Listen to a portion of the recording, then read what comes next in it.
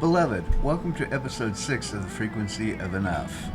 In the last episode, we explored the somatic moment, the inner click when you finally feel like enough. But today's conversation is about what happens after that moment. Because when you stop chasing enough, a very particular identity begins to fall away. An identity that once felt like the only version of you that could survive, that could be loved, that could belong. Today's episode is titled The Identity You Outgrow When You Stop Chasing Enough.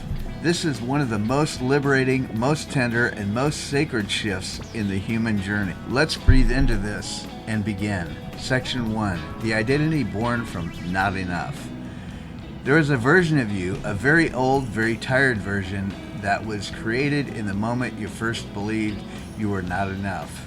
This identity is built on three things. First, approval as oxygen. Second, performance as projection. Third is self-abandonment as normal. This version of you is not a flaw. They are not weak. They are not broken. They are the survivor. This is the identity that learned to read every room and calibrate itself for safety. The identity that learned to be helpful or invisible or hyper-competent or endlessly agreeable or emotionally self-contained or always available. This identity formed to protect you, but beloved, you are not meant to live your whole life as the version of you that was created in a wound. You are meant to evolve beyond it. Section 2. The 6 traits of not enough identity. Let's name the identity you begin to outgrow when enoughness is restored. First, the over-explainer. The one who justifies everything, even their own presence. 2. The peacekeeper at any cost. The one who swallows truth to maintain harmony that isn't real. 3. The emotional accountant. The one who tracks every feeling, every reaction, every tone to avoid being a burden. 4. The invisibility specialist. The one who became small so no one is threatened. 5. The perpetual helper. The one who earns belonging through self-sacrifice. 6. The shapeshifter. The one who becomes whatever is needed to avoid disappointment. These are not personality traits, they're survival patterns. Patterns born from a world that convinced you your worth was conditional. You are not outgrowing your personality, you are outgrowing your prison. Section 3. The moment this identity starts to crumble. When you begin to feel enough, not as thought, but as a lived experience, this identity begins to dissolve, and the dissolution looks like this. First, you can no longer pretend you don't know who you are. Your clarity gets loud. Your truth becomes undeniable. 2. You start disappointing the people who benefited from your self-abandonment, not out of rebellion, but out of alignment. 3. Silence becomes easier than explaining. You no longer over-explain to earn understanding. 4. And this is a big one. You find yourself saying no and not feeling the need to apologize for it. A complete shift in internal gravity. Number 5, your emotional boundaries strengthen. Without your trying, your energy reorganizes itself around respect. And 6, you no longer tolerate environments that require you to shrink, not because you're angry, but because your soul refuses to bargain.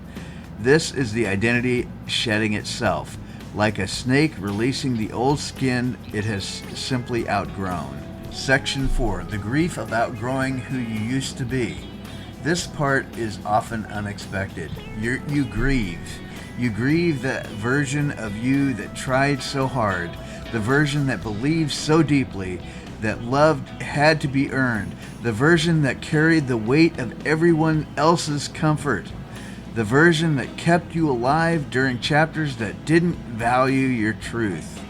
There is no evolution without grief, no rebirth without reverence for the self that carried you to the threshold of transformation. So if you feel sadness, if you feel the ache of letting go, if you feel tenderness toward the self you're releasing, that is healing happening. You're not grieving your identity, you're honoring it. Section 5. The emergence of the true self. Once the old identity falls away, a quieter, stronger, more grounded self emerges. What does this self look like? First, honest, because truth becomes easier than performing. Second, rooted, because your worth is no longer a negotiation. Third, boundaried, because your energy is no longer up for bargain. 4, present, because you no longer living life as a performance. 5, joyful, because you're no longer measuring your right to feel joy.